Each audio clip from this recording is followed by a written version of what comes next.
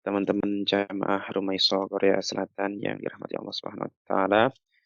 Alhamdulillah malam hari ini kita bisa berkumpul melalui frekuensi suara dengan internet. Tapi ala kulli hal talaki suara ini semoga saja bisa diterima oleh telinga, bisa dijadikan sebagai ilmu baru bagi kita semuanya. Tentu tidak lupa kemudian salawat serta salam senantiasa kita aturkan kepada Nabi besar, Nabi agung, junjungan kita, Nabi kita Muhammad Shallallahu Alaihi Wasallam yang telah menunjukkan Shiratul Mustaqim, yang telah menjadi wasilah untuk memberikan hidayah dari Allah Subhanahu Wa Taala kepada kita semua. Dan tentu hanya beliau kita bermanhaj, berkedua dan juga bersuah hasanah. Pada beliau kita kelak akan berharap syafaat, meminta seteguk dua teguk dari telaga kautsarnya. Akhwati hayyakunallah, barakallahu fikunna, barakallahu fikunna, teman-teman pemaisah sekalian. Di malam hari ini kita akan ngaji tafsir. Sebelum itu mungkin sedikit perlu Al-Fakir sampaikan tentang tafsir. Tafsir ini kalau secara keseluruhan bisa dikategorikan menjadi ilmu yang sudah jadi, kebanyakan sudah merupakan kesimpulan dari para ulama. Maka saya katakan dia adalah ilmu jadi ilmu yang tinggal kita baca.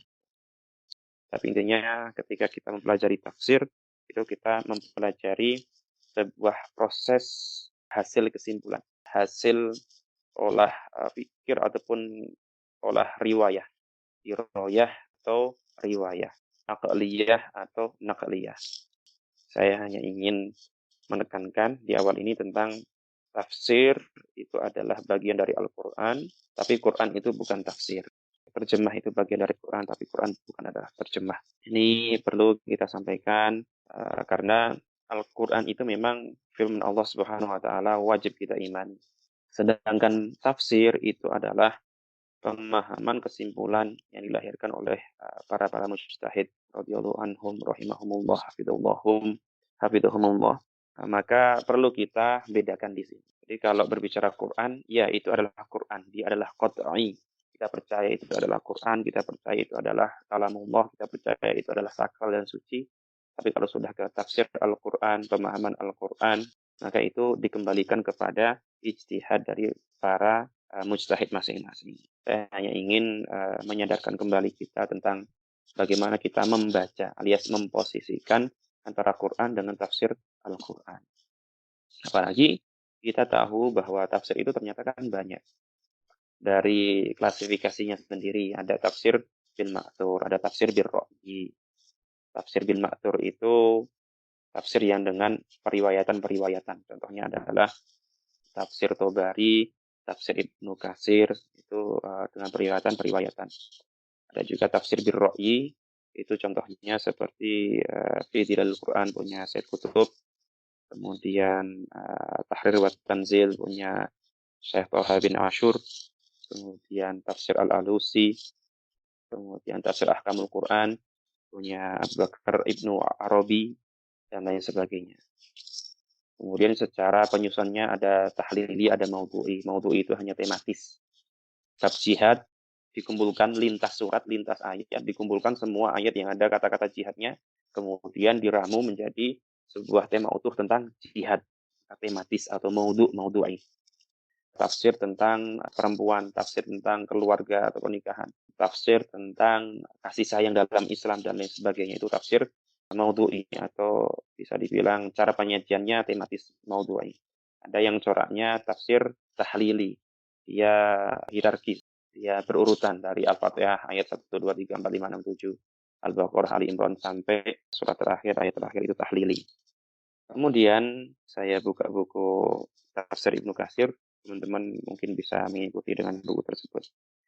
Ini bisa dibilang coraknya adalah tafsir bil ma'thur ya, yang kita sampaikan tadi. Saya juga baca-baca tafsir Tahrir wa Tanzil punya Syekh Thahir bin Ashur.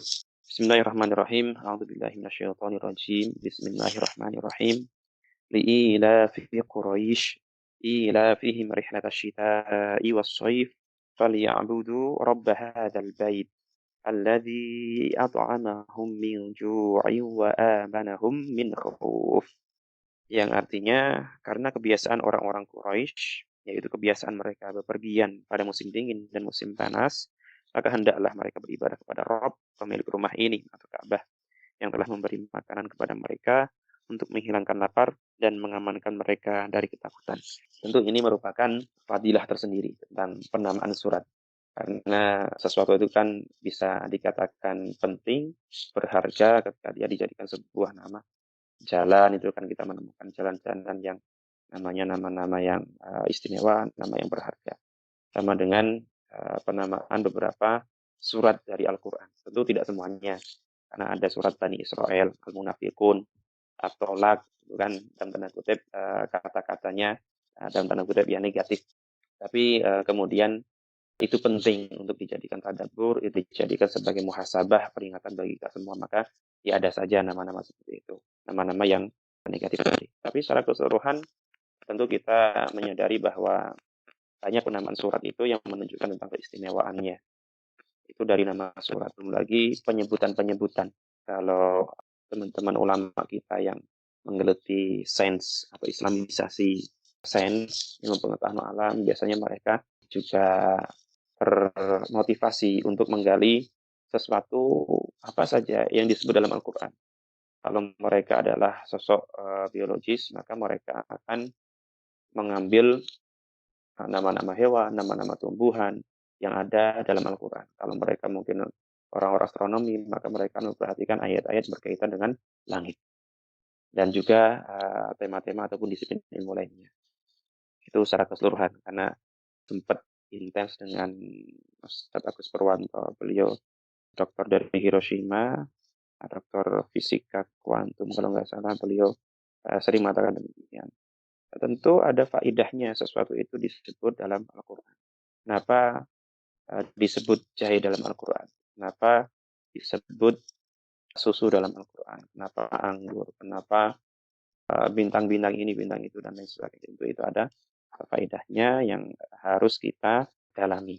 Bahkan masih dari beliau, bahkan orang-orang NASA itu mereka termasuk yang ada kelas Al-Quran khusus untuk mengkaji sesuatu dari Al-Quran yang berkaitan dengan tema-tema astronomi.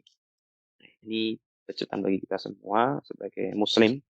Itu juga harus senantiasa intens dengan Al-Quran, bukan sekedar membaca hurufnya, tapi juga membaca maksudnya, kemudian memahami, dan Allahumma amin, usini wa Allah mengamalkan ajaran-ajaran yang ada dalam Quran itu. Jangan kalah sama orang-orang kafir yang mereka nggak percaya Allah, nggak percaya Nabi Muhammad, nggak percaya Al-Quran, tapi ternyata mereka dalam tanda kutip mencuri poin-poin penting, pelajaran-pelajaran penting dari Al-Quran. Tentang Quraisy, dinamakan surat Quraisy, tentu ini bukan tanpa alasan. Nah, Quraisy ini merupakan suku yang mulia, kabilah yang mulia.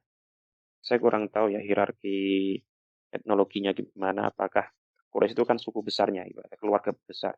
Di bawahnya itu masih ada mungkin suku-suku kecil gitu. Quraisy itu ya Bani Hashim, Bani Tamim, Bani Adi, ya Makhzum, ya Hudail, dan lain sebagainya. Tapi intinya Quraisy ini merupakan nama keluarga besar yang di bawahnya ada klan-klan lagi atau kabilah-kabilah yang menyusunnya lagi. Itu orang-orang Quraisy, mereka dimuliakan karena apa? Pertama, Quraisy itu merupakan jantungnya semenanjung Arab. Jantungnya Arab itu ya Quraisy. Secara geografis dia pertengahan antara daerah selatan itu ada Yaman, kemudian sampai utara ada negara-negara Syams. Kemudian secara sejarah Ka'bah itu berada di lingkungan orang-orang Quraisy, berada di Makkah Al-Mukarramah. Terlepas dari Ka'bah itu awalnya yang bangun siapa sih? Fihi akwal, beberapa opini ataupun perkataan dari ulama, ada yang menyampaikan itu dibangun sejak era Nabi Adam, baru kemudian Nabi Ibrahim meninggikannya. Yang mengatakan itu diawali dari Nabi Ibrahim dan lain sebagainya. Tapi ininya karena kemudian Ka'bah sebagai Baitullah, itulah kemudian diletakkan di tengah Makkah, dan orang-orang Quraisy termuliakan yatasharrafun dengan menjaga Ka'bah ini. Ini pertama kemuliaan mereka ditakdirkan oleh Allah sebagai anak Jawa ini mungkin sing bawarksa gitu ya. Yang menggawangi, yang menjaga, yang memuliakan tamunya, yang merenovasi, yang merawat, yang memakmurkannya. Terlepas memang ada kemudian pelencengan-pelencengan. Jadi perlu kita sampaikan bahwa, praktek pemulihan Ka'bah itu bukan hanya diawali dari eranya Nabi Muhammad SAW dengan diwajibkannya haji yang kita pahami sekarang. Haji ifrad, haji tamattu, haji qiron, ada tawaf sa'yinya, ada wukufnya. Itu haji yang ala Nabi Muhammad SAW. Tapi praktek memuliakan Ka'bah itu sudah sejak zaman jadul. Orang-orang jahiliyah pun mereka sudah dalam tanda kutip menjaga gitu ya, menjaga Ka'bah. Walaupun kemudian mereka tawafnya nggak pakai pakaian, mereka menggantungkan sonam-sonam, patung-patung di sekitar Ka'bah. Tapi intinya mereka memang ditakdirkan oleh Allah untuk mendiami sekeliling Ka'bah tersebut. Kemudian yang kedua, fadilah mereka termasuk ketika mereka dilindungi secara otomatis oleh Allah Subhanahu wa taala. Kisah masyhurah, kisah yang masyhur di mana Abraha dengan pasukan gajahnya hendak menyerbu Ka'bah, bahkan sampai bicara langsung dengan ketuanya yaitu Abdul Muthalib, sampai akhirnya Abdul Muthalib mengatakan seolah-olah cuek karena beliau ketika menghadap ke Abraha, ya motifnya untuk mengambil beberapa unta yang disita oleh prajuritnya Abraha. Saya ingin meminta unta itu. Kalau unta itu memang pemiliknya adalah saya, maka saya akan minta unta itu. Tapi kalau Ka'bah dia punya pemiliknya sendiri, maka biarkan pemiliknya itu yang akan menjaga dari terjanganmu, dari kerusakan yang akan kamu perbuat. Seperti itu. Maka kemudian Allah pun menjaga Ka'bah dengan menghancur leburkan pasukan gajahnya Abraha. Mereka dijaga dari serbuan orang-orang Abraha. Kemudian orang-orang Quraisy juga akhirnya termuliakan dengan terpilihnya Nabi akhir zaman, penyempurna dari salah samawiyah, agama-agama samawi, dengan diutusnya Nabi Muhammad SAW dari suku Quraisy. Kemudian fadilahnya tentu juga termaktub di sini, mereka diberikan keamanan, diberikan makanan, dan lain sebagainya. Itu tentang orang Quraisy. Sekarang tentang ayat pertama, li'ila fi Quraisy. Lam itu berbicara secara bahasa dulu. Lam ini dikatakan sebagai lam ta'lil. Lam yang dengan lam itu, rangkaian yang ada lamnya itu menjadi sebab perintah selanjutnya. Lam ta'lil. Juga ada yang mengatakan lamnya lam ta'ajub. Artinya sebuah ketakjuban bagi orang-orang Quraisy yang walaupun kondisinya seperti itu, tapi mereka masih ila fi Quraisy rihlat asyita wa shaif. Mereka ya masih rihlah di musim dingin, di musim panas. Mereka ini sebagai takjuban. Kok bisa-bisanya orang-orang Quraisy mereka rihlah syita wa shaif tapi kemudian aman, kemudian dapat makan dan seterusnya. Itu lam ta'lil ataupun juga lam li ta'jub. Ini rangkaian struktur kalimat yang digunakan dalam surat Quraisy ini sebenarnya kalau normatifnya, normatif itu mungkin standar EYD-nya itu bunyinya lita'budu Quraisyun rabb hadzal baiti allati at'amahum min ju'in wa amanahum min khaufin liilafihim rihlata syita'i wa shaif. Hendaknya orang Quraisy menyembah rumah ini, Tuhan rumah ini yang telah memberikan mereka makan, mengamankan mereka, dan mereka terbiasa untuk rihlah pada musim dingin dan musim panas. Kalau disusun secara EYD, bunyinya seperti itu. Tapi kemudian dalam bahasa Arab itu mereka mengenal konsep takdim wa takhir. Mereka sesuatu yang harus diperhatikan pertama, walaupun kalau secara struktur EYD-nya itu di akhir, maka ada kalanya dia diawalkan. Ke sesuatu yang seharusnya di awal, tapi kemudian bagian akhir itu ingin dijadikan sebagai titik tekan, kemudian ditaruh di awal. Seperti itu. Kemudian ada yang mengatakan bahwa surat Al-Quraisy ini masih berkaitan dengan surat Al-Fil. Karena kan sebelumnya memang berbicara tentang Ka'bah juga ya. Al-Fil itu kan berbicara tentang pasukan fil, pasukan gajah yang hendak menyerbu Ka'bah. Jawaz al-Fara wa Ibnu Ishaq fi sirah an yakuna li ila fi Quraisy muta'alliqan bima fi surat Al-Fil. Jadi Al-Fara dan juga Ibnu Ishaq itu memaknai bahwa ila fi Quraisy ini termasuk yang masih berkaitan dengan suratul Fil. Kemudian kata-kata ilaf, secara bahasa dulu, ilaf itu dari kata-kata ulfun. Ulfun itu bisa dikatakan kebiasaan, kemudian sesuatu yang menyatu gitulah. Talafa itu kan menyatu. Ta'liful qulub, menyatukan hati, menyambungkan hubungan-hubungan emosional. Ta'liful qulub, ada istilah seperti itu. Ghairu ma'lufah, itu kalau dalam bahasa Arab ada kata-kata kok dia masuk kategori ghairu ma'lufah, itu berarti kata-katanya asing. Artinya tidak terbiasa terdengarkan oleh mereka. Maka kata-kata tilaf atau ulfun itu adalah sesuatu yang sudah terbiasa, sesuatu yang sudah menyatu dalam adat mereka, dalam diri mereka. Ini kalau berbicara sigoh, bagi yang pernah belajar sorof atau nahu, dia sama sigohnya itu, bentuk katanya itu sama dengan iman. Ilaf itu sama dengan iman. Maksudnya if'al. Kita menunjukkan tentang li'ilafi Quraisyin. Quraisy itu adalah lakop kakek tertinggi atau nenek moyang terakhir yang tercatat, kira-kira gitu. Jadi orang Arab itu memang terkenal dengan nasabnya, terkenal dengan mereka mampu menghafal nasab. Bahkan sampai sekarang, orang-orang Arab yang di Indonesia itu kan mereka biasanya terkumpul dalam jamiatul khairat atau jamiah al-irsyad. Sampai sekarang mereka masih bahkan membukukan nasab-nasab mereka. Jadi, walaupun di antara teman-teman mungkin punya hidung mancung, itu sulit ngaku Ba'lawi, Ba'abduh, atau Balfas, utamanya orang-orang Arab yang dari Hadramaut, yang Ba itu namanya, dari Hadramaut. Itu. Quraisy itu adalah laqabul jaddil ladzi yajma'u butunan katsirah. Quraisy adalah laqab nenek moyang tertinggi atau terjauh yang bisa direkam oleh mereka yang mengumpulkan butunan katsirah. Keluarga-keluarga yang mengumpulkan keluarga-keluarga besar yang sangat banyak. Nama aslinya adalah Fahr bin Malik bin Nadr bin Kinanah. Ada qaulu jumhurin nasabin. Ini merupakan pendapat mayoritas cendekiawan pernasaban.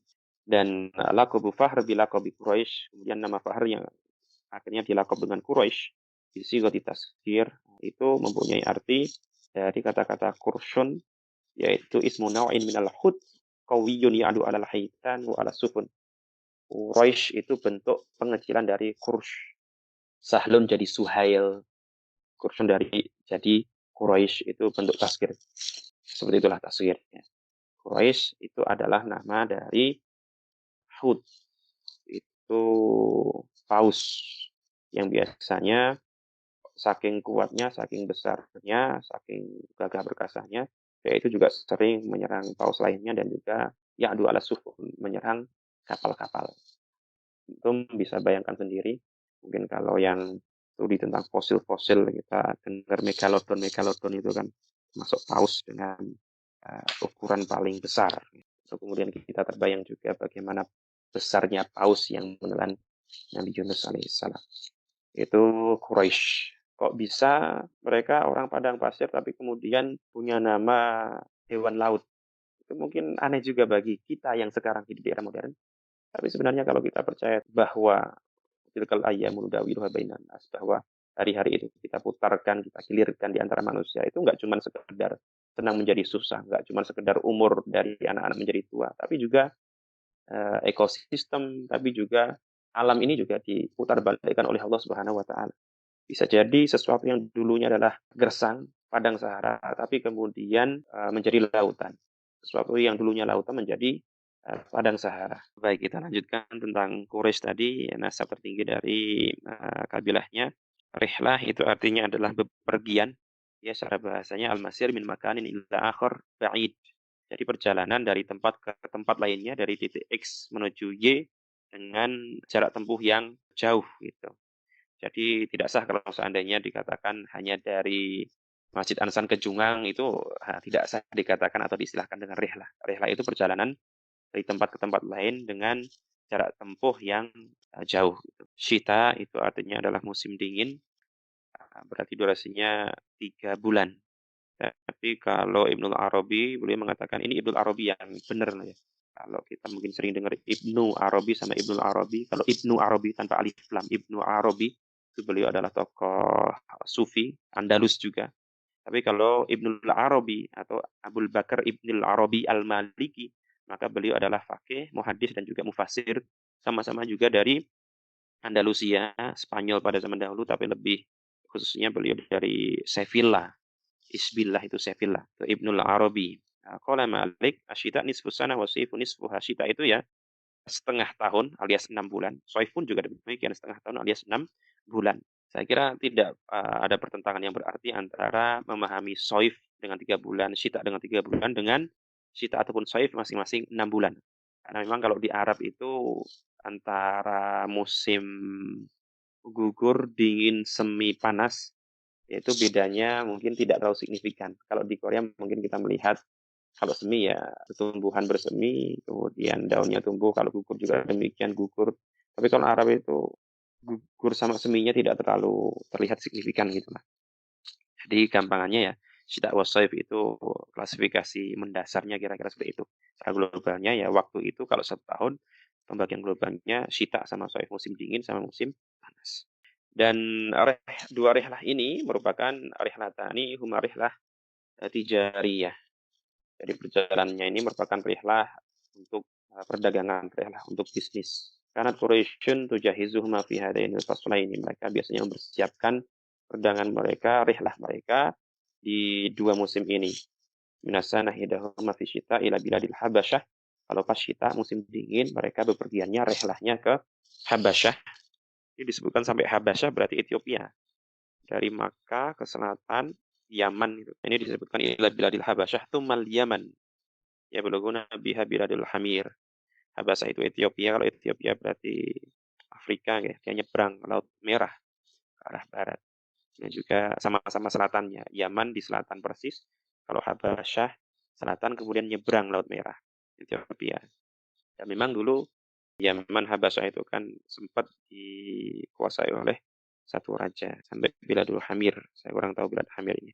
Wal ukhra fi shaif, ketika shaif mereka ke Syam, ya beluguna biha Madinah Basra min biladi Syam, kota Basra. Itu ini bukan Basrah yang di Irak. Karena Irak itu nggak masuk istilah Syam. Syam itu kalau sekarang ya Suriah, Jordan, Palestina. Bukan Israel ya, Palestina. Lebanon juga masuk Syam. Nah, dia posisinya berarti utara. Artinya memang tadi kita sampaikan secara geografis orang-orang Makkah itu kalau syita karena mereka di tengah mereka turun ke selatan. Kalau musim panas mereka naik ke atas ke daerah Syams. Yang pertama kali membuat tradisi ini adalah Hashim bin Abdi Manaf, termasuk kakeknya Rasulullah. Maka keluarga klan besarnya Rasulullah itu kan juga dikatakan sebagai Bani Hashim. Bani Hashim. Wasababu dzalika annahum kanu ya'tarihim khasasah. Fa idza lam yajid ahla baitin ta'aman bi qawtihim Muhammad rabbal baiti ayalahu ila mawti'in ma'rufin fadartu alaihim khoba dan seterusnya. Tapi intinya ini yang pertama membuat tradisi ini sanna lahum, sanna ya sunnu itu artinya membuat tradisi, membuat kebiasaan. Maka ada istilah dalam hadis sanna sunnah hasanah, sanna sunnah sayyi'ah. Ada tradisi baik yang dilestarikan, ada tradisi buruk yang seharusnya kita hindari. Yang membuat tradisi ini Hashim bin Abdi Manaf, sebabnya adalah jadi dahulu kala itu klan Hashim kalau seandainya ada sebuah keluarga yang tertimpa oleh sebuah musibah, kebutuhan, kemudian kepala keluarga ini nggak bisa mencukupi kebutuhan tersebut, utamanya kebutuhan logistik ya. Kalau zaman dahulu itu kan nggak terlalu neko-neko kan kebutuhannya, bukan gadget dan sebagainya. Ini kebutuhan ya primer lah, kebutuhan logistik seperti itu. Mereka akan membawa ke sebuah tempat, kemudian dihindarkan dari komunitas, dikeluarkan dari daerahnya tadi, dibawa ke sebuah tempat terpencil, kemudian dibiarkan yamutu ju'an. Mereka baqau fihi hatta yamutu ju'an. Mereka menempati tempat asing tersebut sampai mereka mati karena kelaparan. Tradisi itu dikatakan sebagai iktifar. Fahadasa anna ahla baitin min bani Makhzum asabathum faqah syadidah fahamu bil iktifar. Maka suatu ketika ini sudah jadi berjalan, sudah jadi tradisi, tapi indelalai ada salah satu keluarga dari Bani Makhzum terkena musibah ini ya, faqah ataupun khososoh, intinya kebutuhan yang sangat mendesak tadi. Maka kemudian mereka awalnya ingin iktifar juga, ingin diasingkan juga. Fabalagha khabaruhum Hasyiman, sampai berita ini terdengar oleh Hashim bin Abdi Manaf tadi. Karena masih ada hubungan ya antara Bani Hashim dengan Bani Makhzum tadi. Akhirnya faqama Hashim khatiban. Pak Hashim ini khutbah di hadapan orang-orang Quraisy. Innakum ahdathtum hadatsan taqiluna fi wa takthurul Arab wa tudiluna wa ta'izul Arab wa antum ahlu haramillah. Sesungguhnya kalian sudah membuat ahdastum hadasan, membuat sebuah kebiasaan, tradisi ada di mana ini menjadi titik tolak ataupun menjadi ukuran besar kecilnya, sedikit banyaknya Arab. Menjadi ukuran mulia atau hinanya bangsa Arab. Karena kan ini pertama dari segi jumlah ya. Beliau mengatakan takilun atau taktur. Jumlah kalian sedikit atau banyak ya tergantung anggota keluarga kalian. Kok sidik-sidik mati, lama-lama kalian sudah kita itu tinggal di padang tandus seperti ini, kemudian nggak ada orang, maka nanti bagaimana nasib kita? Wataduluna wa ta'izzul Arab. Hal ini juga yang menjadi standar atau dasar mulia atau hinanya bangsa Arab. Ini kan menunjukkan kemuliaan. Masa negara nggak ada sesuatu yang bisa dikonsumsi, kemudian dideportasi sampai akhirnya dibiarkan mati gitu saja. Ini kan sebuah kehinaan. Maka Hashim bin Abdi Manaf tadi, wa antum ahlu haramillah. Ini saya makslib lagi. Wa antum ahlu haramillah. Dan kalian adalah orang-orang yang menghuni rumah Allah yang suci. Ahlu haramillah, tapi kok perbuatannya kayak gitu. Wa nasulakum tabi'un. Dan orang-orang sekitar kalian kan memandang kalian, ikut kalian. Sampai akhirnya tsumma jama'a bani abin ala rihlatain litijarat kama rabbihal ghani qasamahu bainahu wa baina al-faqir. Ya, kemudian dikumpulkan, diceramahi dulu, dimotivasi dulu, di brainstorming dulu, brainwash juga, di mindsetnya dirubah, jangan kayak gini, kita berusaha. Maka kemudian Hashim bin Abdul Manaf mengumpulkan perwakilan dari masing-masing keluarga litijarat untuk perniagaan. Maka kemudian dari perniagaan ini dikumpulkan, kemudian keuntungannya dibagi-bagi kepada orang-orang yang fakir miskin tadi, min asyiratihi, dari keluarganya, hatta soro fakiruhum kagonihim, sampai orang fakir di antara mereka itu mendapat porsi yang sama atau mempunyai posisi yang sama seperti orang-orang kaya mereka. Ini sejarahnya rehlah itu seperti itu. Ini kan sesuatu yang sangat penting untuk kita tadaburi. Jadi ternyata memang ketika Allah berfirman tentang sesuatu dalam Al-Quran itu pasti mempunyai makna yang sangat agung. Sementara ini kita kan tahunya rehlah ya rehlah, bepergian. Kemudian dagang ya dagang. Tapi ternyata di balik itu ada kisah yang sangat dalam sekali. Sampai seperti itu. Sampai itu rehlatan min ilahi fi Quraisy, kebiasaan orang Quraisy, hatta ja'al Islam wa hum ala dzalik. Sampai Islam datang pun mereka juga masih melakukan kebiasaan ataupun tradisi itu. Ini makul ya, logis, karena memang kalau Makkah itu bertumbuh pada pertanian, perkebunan, sulit. Karena mereka tanahnya tandus. Untuk bisa yang umroh atau yang haji, dan semoga semuanya bisa berkunjung ke Baitullah, alhamdulillah. Allahumma amin. Kita bisa lihat apa-apa itu gersang. Kalau kita persepsi sementara di Indonesia atau mungkin di Korea, bukit atau gunung itu pasti rimbun, indah, dicuruyu-ruyu. Tapi kalau kita di sana lihat, bukit itu ya batu. Pegunungan batu, gunung ya batu, dan sebagainya. Mereka nggak punya pertanian perkebunan, maka kemudian mereka cara penghidupannya adalah dengan perniagaan. Itu riwayat-riwayat yang sampai kita sekarang juga masih menggambarkan tentang kebiasaan itu. Contoh Abu Sufyan yang pergi ke Syams. Contoh kemudian Rasulullah yang juga pergi ke Syams, membawa dagangnya, perniagaannya Khadijah, dan lain sebagainya. Kemudian ila fihim rihlata syita'i was-shaif falyabudu rabb hadzal bait. Maka hendaklah mereka itu menyembah Tuhan dari rumah ini, Ka'bah ini. Ini merupakan tadzkir atau peringatan, kemudian jawilan dari Allah Subhanahu wa taala. Mereka sudah namanya diabadikan, bukan sekedar diabadikan, tapi mereka diberikan kemudahan-kemudahan, mereka diberikan jaminan, mereka diberikan kemuliaan, sehingga layak kalau seandainya Allah itu menagih sesuatu yang besar dari mereka, dari orang-orang Quraisy. Falyabudu rabb hadzal bait. Hendaknya mereka itu menyembah rabb hadzal bait. Tentu sebenarnya sah saja bagi Allah mengatakan falyabudullah, falyabudu annahu la ilaha illallah. Langsung dikatakan Allah, karena memang jangan lantas kemudian kita berpikiran kata-kata Allah itu hanya eksis ketika pasca adanya Nabi Muhammad. Ya. Kata-kata Allah itu sudah eksis dalam tradisi mereka, sejarah mereka. Allah itu sudah menjadi nama Tuhan sejak lama lah. Atau mungkin kita kalau ke nyebrang ke orang-orang Yahudi, kita mendengar namanya Yahweh. Tapi kalau di Nasrani kita juga dengar istilah Allah itu kan. Tapi intinya penamaan Tuhan yang hakiki yang wajib kita sembah adalah Allah Subhanahu wa taala, di samping ada asma sifat lainnya, asmaul husna lainnya. Falyabudu rabb hadzal bait. Allah sebenarnya cukup bisa mengatakan falyabudullah. Tapi kemudian Allah mengatakan falyabudu rabb hadzal bait. Kata-kata Rabbun itu bisa diartikan Tuhan, bisa diartikan pemilik. Nah, ini uniknya bahasa Arab. Rabbun kalau dia mutlakkan, maka artinya adalah Tuhan. Kok sekedar ngomong Rabbun atau Robbi, itu berarti maksudnya adalah Tuhanku. Tapi kalau kata-kata Rabbun diidhofkan, disandingkan dengan hal lainnya, maka artinya pemilik. Rabbul bait berarti pemilik rumah ini. Rabbus sayyarah berarti pemilik mobil. Rabbul jawal, Rabbul mahmul, pemilik dari mahmul ini. Jadi itu kalau Rabb dimutlakkan, maka dia artinya Tuhan, tapi kalau dikaitkan, muqayyad, ditakyid, dikaitkan dengan sesuatu, maka artinya pemilik rumah ini. Tentu artinya tidak saling bertentangan, entah diartikan sebagai Tuhan ataupun sebagai pemilik rumah ini, karena memang yang dimaksud adalah Ka'bah, Makkah al-Mukarramah ya. Ka'bah itu memang diistilahkan sebagai rumah Allah Subhanahu wa taala. Nah, ini sekaligus saya masukkan ya tentang penyebutan Tuhan ya. Sebenarnya kita setuju, kita sama-sama paham dan kita nyaman untuk menyebut nama Allah sebagai nama agung, nama terindah dari Allah Subhanahu wa taala. Cuman tidak lantas kemudian kita anti dengan kata-kata Tuhan. Kebetulan dulu pernah ketemu sama orang yang mungkin beragamanya semangat. Ketika haji dulu ada jamaah dari Kalimantan, beliau mungkin orangnya semangat. Ya tanya-tanya, oh lagi kuliah di Mesir ya, jurusan tafsir ya. Kemudian beliau masuk. Loh Mas, seharusnya kita tuh sebagai muslim itu enggak pantas menyebut kata-kata Tuhan dalam Al-Quran. Bukankah Tuhan kita itu Allah? Harusnya entah Rabbun, Ilahun, atau semua kata yang muaranya Allah ya kita sebut Allah, jangan Tuhan. Kok kayak orang Kristen saja. Nah ini bagi saya kurang tepat. Karena penyebutan Tuhan itu ya sah saja. Apalagi kalau seandainya di ayat itu walaupun ada kata-kata Tuhan, tapi kemudian dia diksinya negatif. Dia ditujukan untuk bukan Allah. Maka nggak perlu kita paksa-paksakan untuk menjadi Allah. Itu nggak perlu.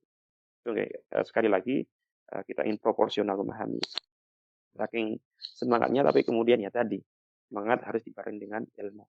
Rabb hadzal bait, Tuhan atau pemilik rumah ini yaitu Allah Subhanahu wa taala, alladzi at'amahum min ju'i wa amanahum min khauf, yang telah memberikan mereka makan dari kelaparan. Ini berarti sinkron dengan tadi tradisi al-iktifar, pengucilan sebuah keluarga yang kekurangan hingga akhirnya mereka dibiarkan mati begitu saja. Dan akhirnya dirubah oleh Hashim bin Abdi Manaf. Alladzi at'amahum min ju'in wa amanahum min khauf, yang telah mengamankan mereka, menenteramkan mereka dari ketakutan. Ini kalau istilah nahwu dalam tafsir Tahrir wa Tanzil Tahir bin Ashur dikatakan sebagai sighah badaliyah. Artinya apa? Allah memberikan jalan keluar sesuai dengan masalahnya. Mereka kekurangan logistik, lapar, maka kemudian Allah berikan jalan untuk mencari makan. Khauf adalah ketakutan, mereka punya permasalahan ketakutan, tapi kemudian Allah berikan mereka keamanan. Nah, kenapa dikatakan amanahum min khauf? Di surat Ankabut juga dikatakan, A'udzubillahi minasyaitonirrajim. Awalam yarau anna ja'alna haraman aminan wa yatakhaffafun nasu min haulihim.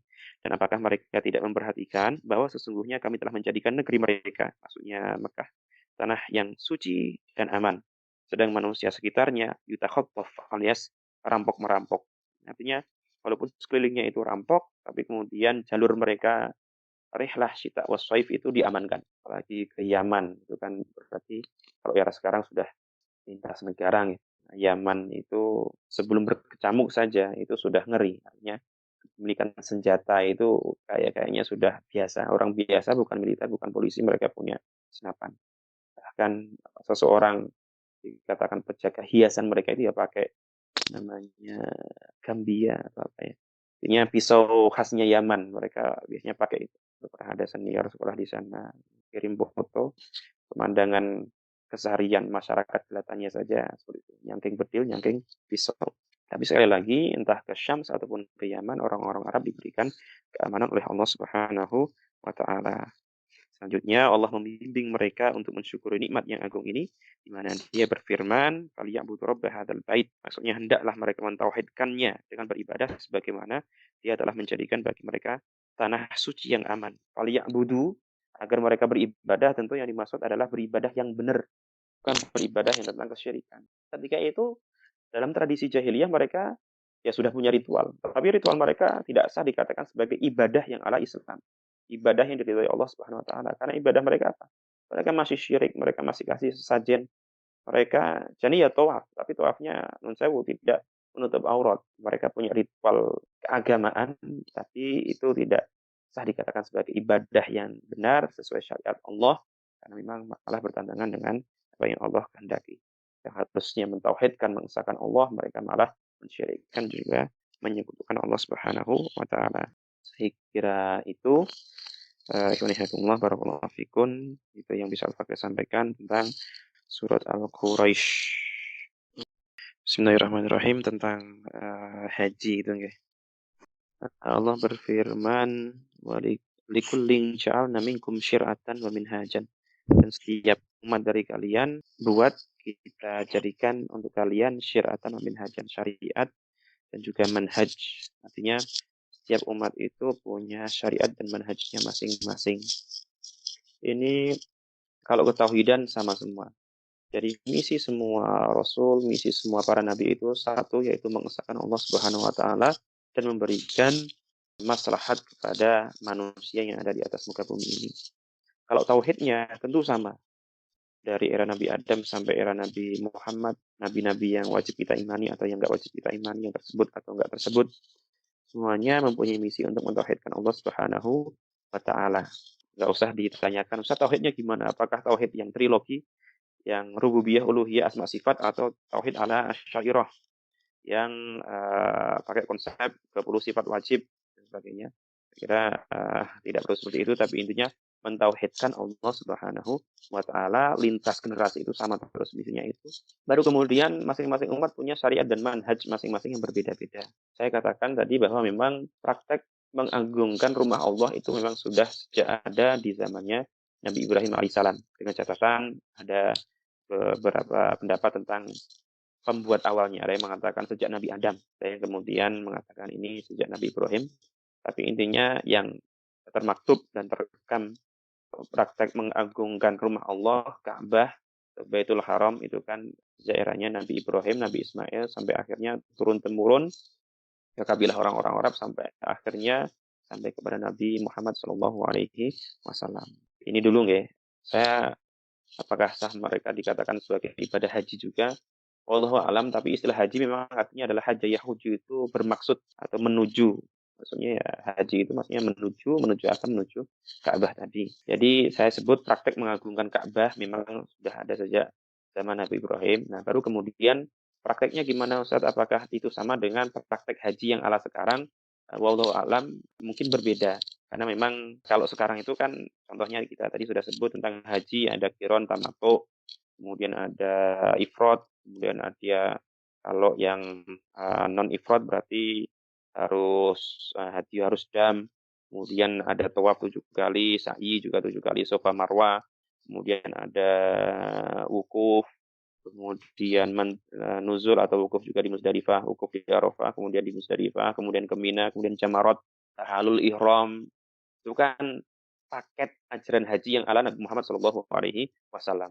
Tapi apakah kemudian detail fikih atau paket haji pengagungan Ka'bah yang era sebelum Nabi Muhammad sama persis seperti itu atau tidak? Wallahu alam. Tapi intinya praktek menyembah, memuliakan Ka'bah itu sudah ada sejak zaman dahulu. Baru kemudian kenapa mereka bisa nyeleweng? Ya bisa. Semua yang sempat benar itu kan pasti dengan turun-temurun akhirnya ya bisa nyeleweng. Kenapa nyeleweng? Sebabnya apa saja? Bisa jadi karena putusnya generasi, putusnya risalah, tidak adanya orang-orang yang mengemban lagi dakwah tauhid. Kemudian adanya kesesatan secara berangsur-angsur. Ada yang membuat ibadah bid'ah dalam agama, bid'ah dalam ibadah yang dalam tanda kutip mahdoh alias ritualistik, ditambah-tambah sedemikian rupa, hingga akhirnya menjadi termodifikasi dan akhirnya jauh dari originalnya. Sampai akhirnya berkembang, dan sampai akhirnya yang sisa hanya tempatnya saja. Muternya iya, tapi apa yang mereka baca, apa yang mereka niatkan, bagaimana mereka tawaf. Ya, tawaf memang mereka muter, tapi kemudian yang tersisa hanya putaran dan tempatnya saja. Kemudian kaifiahnya, niatnya, nilainya, dan sebagainya tentu sudah berbeda dengan ajaran Nabi Muhammad. Yang paling penting gini, sesuatu yang menyeleweng itu ada kalanya memang berangsur-angsur, tidak tiba-tiba. Maka bayangkan semuanya, saya kira fenomena ini umum ya. Bayangkan Arab ada nabinya, Nabi Ibrahim, Nabi Ismail, ada ulamanya, berarti di sanalah rumah Allah, tapi kemudian kok bisa pusat Ka'batul Aqsa, pusat haji itu kemudian pernah menjadi pusat kesyirikan, pernah menjadi pusat kemaksiatan, pernah menjadi pusat kejahiliahan. Nah, ini kan sebenarnya kita tadabburi, jangan sampai kita yang Indonesia ini kegeeran gitu, tertipu daya, maghrur, tertipu daya, kita kan mayoritas, kita kan masih ada kubahnya, masih ada masjidnya, adzan nggak dilarang, Quran masih ada, bahkan ada MTQ, bahkan ada yang bangun masjid difasilitasi. Tentu ini semuanya patut kita syukuri, tapi kemudian perlu hati-hati bahwa penyelewengan, penyimpangan itu bisa jadi tidak diawali dengan simbol-simbol itu. Simbol-simbolnya tetap, tapi pemahamannya, maknanya itu sedikit demi sedikit dirubah dan akhirnya menjauh dari yang sebenarnya. Jadi secara umumnya penyelewengan itu pasti ada. Kemudian yang perlu disadari adalah sesuatu menyeleweng, sesat itu tidak ujuk-ujuk. Dia sedikit demi sedikit. Oleh karena itu dituntut jeli, dituntut untuk selalu hadar atau waspada, tanabuh, ya, selalu waspada, selalu bermuhasabah, kemudian selalu memperhatikan tentang ibadah-ibadah kita. Jangan sampai ada sesuatu yang keluar dari ajaran agama Nabi Muhammad SAW.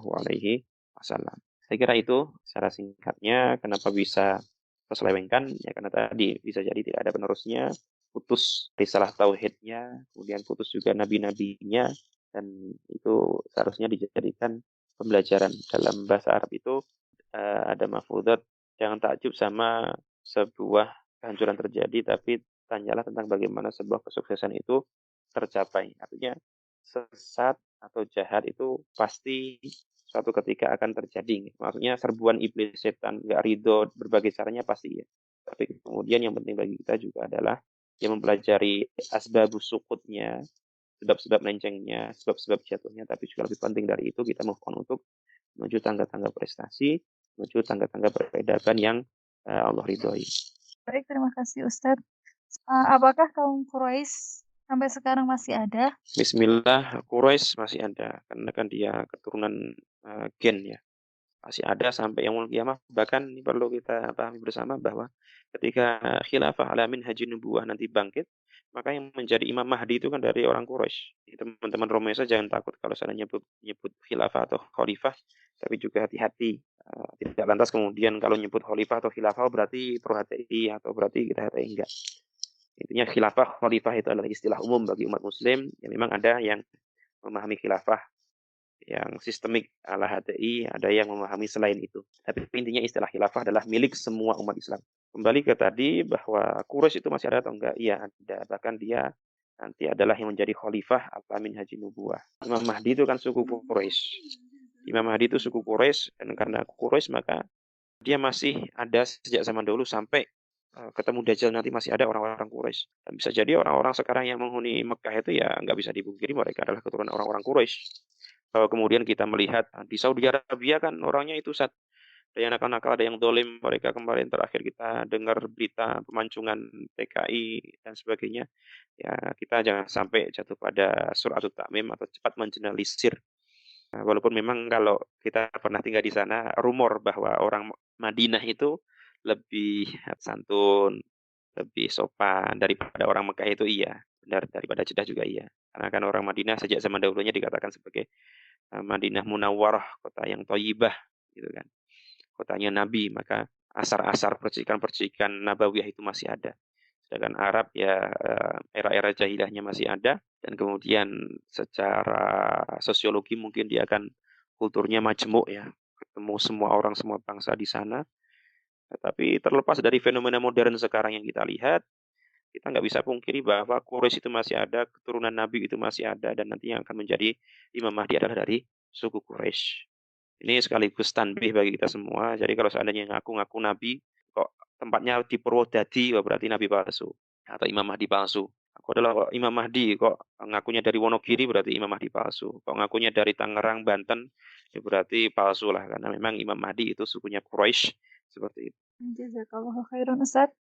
Assalamualaikum Ustadz, ini mau tanya, Waalaikumsalam. ini Ustadz yang tentang makanan gini, yang telah memberi makanan kepada mereka untuk menghilangkan lapar dan mengamankan mereka dari ketakutan. Ini maksudnya gimana Ustadz?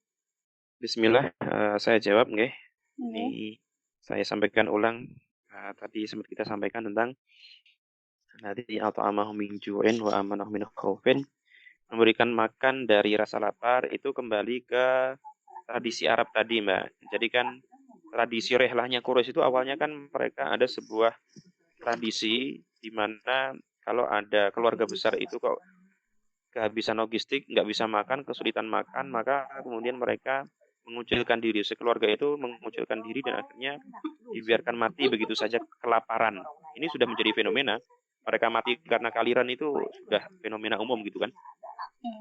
Nah, maka kemudian dari sini tadi kita sebutkan namanya Hashim bin Abdi Manaf, melihat tradisi buruk ini, maka kemudian beliau merubah. Maka nggak apa-apa sebenarnya teman-teman sekalian di sini yang di desa-desa di kampung-kampung ada tradisi buruk, rubah aja sebenarnya. Yang penting maslahat karena sebenarnya orang-orang kampung kita itu kan juga mempunyai cara pandang positif ya. Seperti itu. Gini kalau tentang makanan yang di Korea itu kan kebanyakan makanan kan memang nggak halal ya Ustadz ya, kecuali di masakan yang Indonesia yang halal itu kan. Ini kan gini apa namanya, kebanyakan itu kan memang ada sebagian mereka memakan, ada sebagian mereka tidak gitu. Kan ada yang berpendapat juga makan semuanya daging itu kan kalau tidak disembelih dengan basmalah itu kan semuanya memang haram di dalam Islam ya Ustadz. Tetapi ada yang berkata lah setidaknya itu ada yang teman-teman sebagian itu mereka gini, kita di negara non muslim gitu ya, kita kan juga kalau makan itu kan kalau dagingnya kita kan juga nggak tahu penyembelihannya seperti apa, kita niatnya bismillah aja kayak gitu. Itu bagaimana Ustaz? Bismillah ini berarti sebenarnya ke fikih tentang makanan. Pertama tadi tentang cara penyembelihan, apakah kemudian wajib basmalah dan sebagainya, kita nukil saja ya. Pertama daging, ini kalau dalam mazhab Syafi'i itu mengucapkan basmalah ketika menyembelih itu sunnah. Jadi kalau seandainya dalai yang menyembelih tanpa basmalah tapi dia muslim itu tetap halal. Kita nanti bisa diambil di fikih lah nanti. Antum bisa baca lagi di fikih gitu. Itu pertama, kalau seandainya sembelihan dari seorang muslim, jelas-jelas dari muslim, atau biasanya dari muslim, komunitas muslim, maka itu menjadi halal. Kemudian kalau seandainya itu sembelihan di mana ada sembelihan muslim, tadi sudah kita sampaikan. Bismillah atau basmalah insya Allah aman. Basmalah tanpa basmalah insya Allah aman, yang penting dari seorang muslim. Menurut saya ini mungkin anti mainstream, tapi intinya apa yang saya sampaikan bisa dilacak di fikih. Antum memang kata-katanya wa ma ughira bihi li ghairillah wa ma uhilla bihi li ghairillah, dan sesuatu yang disembahkan kepada selain Allah, itu ayatnya memang seperti itu, tapi kemudian hukum fikihnya seperti yang saya sampaikan tadi tidak seperti itu. Itu yang dimaksud adalah ketika sembelihan-sembelihan yang untuk sesajen, sembelihan-sembelihan yang untuk sesembahan-sesembahan selain Allah Subhanahu wa taala itu memang enggak boleh. Tapi kalau masalah pengucapan bismillahirrahmanirrahim, maka itu dalam mazhab Syafi'i tidak menjadi syarat mutlak. Yang penting dia adalah sembelihan seorang muslim atau muslimah. Itu yang satu. Yang kedua tentang sembelihan ahlul kitab atau sembelihan orang-orang Nasrani Yahudi bagaimana, maka itu masih diperbolehkan ketika benar-benar itu adalah ahlul kitab bukan ateis. Kalau seandainya itu sembelihannya orang-orang ateis, maka ya nggak boleh. Di Korea saya lanjutkan dulu. Saya lanjutkan dulu. Dalam surat Maidah 107 itu dikatakan wa tu'amul ladzina utul kitaba hillun lakum wa tu'amukum hillul lahum. Dan makanan ini memang kata-katanya to'am, artinya makanan, tapi hasil fikihnya maksudnya adalah sembelihan, termasuk sembelihan. Sembelihan atau makanan orang-orang ahlul kitab itu halal bagi kalian, dan to'am kalian, makanan sembelihan kalian halal bagi mereka. Ini menjawab tentang sembelihannya, dagingnya dari Nasrani dan Yahudi. Baru kemudian permasalahan selanjutnya adalah apakah sampai sekarang masih ada orang-orang ahlul kitab, Ustaz? Nah, itu pembahasan panjang lainnya. Tapi intinya sembelihan ahlul kitab itu masih diperbolehkan. Kemudian kalau ateis, bedakan ahlul kitab sama ateis. Kalau ternyata memang fenomena beragama di Korea ini rendah, ya kita ambil kehati-hatiannya. Berarti memang apalagi walaupun anggap saja mereka Kristen, tapi mungkin Kristennya bukan ahlul kitab Kristen-Kristenan atau mungkin Kristen yang sudah campur aduk dengan Hindu, Buddha dan sebagainya, yang lebih baik dihindari. Kalau saya pribadi, walaupun ada ayat yang mengatakan bahwa halal sembelihan ahli kitab, Yahudi Nasrani, dan kita melihat KTP mereka, atau mungkin di sini juga ada agama Yahudi Nasrani, tapi fenomena Kristiani dan keyahudian mereka itu kan bisa jadi berbeda dengan yang dimaksud. Nah, tetap kita hati-hati mengkonsumsi daging-daging yang halal saja. Bahwa kemudian ya kita minoritas, Ustaz. Kalau seandainya amal haram atau nggak ada alternatif sama sekali, mungkin boleh karena darurat. Mungkin boleh karena darurat. Tapi kalau seandainya ternyata masih ada alternatif, ada penyembelihannya KMF, ada penyembelihannya teman-teman Pakistan, Bangladesh, atau bahkan mungkin teman-teman Indonesia juga tergerak untuk membuat penyembelihannya sendiri. Saya kira itu itu adalah alternatif, dan jangan memudahkan diri, ambil gampangnya untuk kemudian apa-apa penting bismillah. Saya kira seperti itu. Jadi tetap diusahakan mengkonsumsi makanan yang halal dulu. Oke, monggo. Iya Ustadz, terima kasih sekali atas jawabannya dan penjabarannya. Mudah-mudahan bisa barokah buat teman-teman semuanya. Amin, amin. Ya, terima kasih Ustadz. Assalamualaikum. Waalaikumsalam warahmatullahi wabarakatuh. Sekali lagi terima kasih kepada Ustadz Jazakallahu khairan atas materi yang telah disampaikan. Semoga kita bisa mengambil berbagai ilmu dari apa yang sudah disampaikan oleh Ustadz pada malam hari ini. Langsung saja kita tutup forum kita malam hari ini dengan lafaz hamdalah, alhamdulillahirabbil alamin. Kemudian disempurnakan dengan doa kafaratul majelis. Subhanakallahumma wa bihamdika asyhadu an la ilaha illa anta astaghfiruka wa atubu ilaik. Sekian dari saya, mohon maaf jika banyak kurang dari saya. Wassalamualaikum warahmatullahi wabarakatuh.